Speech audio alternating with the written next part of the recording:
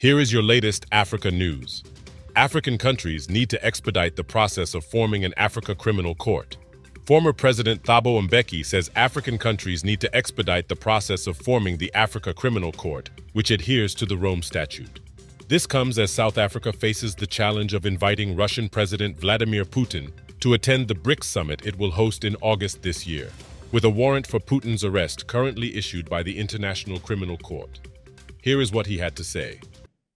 We must agree to establish an African Court of Justice which will deal with the particular crimes which are dealt with in the Rome Statute. And I think that decision was taken many years ago.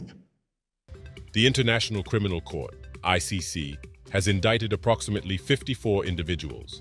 Until recently, when they added 5 Russians, including Putin, the majority of those indicted were exclusively Africans. This fact has led many African leaders to accuse the ICC of bias against their continent. They point out that a significant number of investigations conducted by the ICC are focused on African countries. They argue that in the first 2 decades of its existence, the ICC engaged in selective justice, encroaching on the sovereignty of post-colonial states. This stands in stark contrast to other Western signatories of the ICC, such as the UK and Australia. These countries have been accused of committing war crimes in nations like Iraq and Afghanistan, but have not faced any indictments.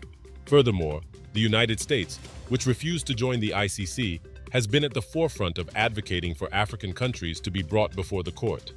In 2020, the United States repeatedly threatened to obstruct ICC investigations in Afghanistan and Palestine that could potentially expose war crimes committed by US and Israeli nationals. The US government even imposed sanctions on the ICC prosecutor Fatou Bensouda and other senior officials in retaliation. They went so far as to threaten their family members.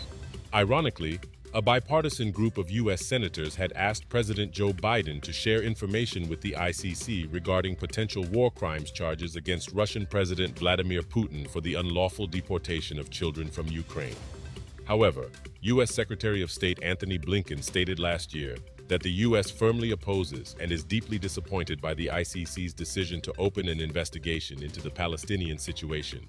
Blinken argued that the ICC lacks jurisdiction over this matter, since Israel is not a party to the court and has not consented to its jurisdiction. Actions like these by the United States have further solidified the belief that the ICC is merely a weapon wielded by the West to target its enemies or control its subjects.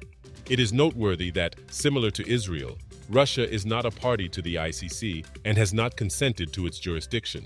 Yet the US has ensured that Russian President Putin was indicted by the ICC.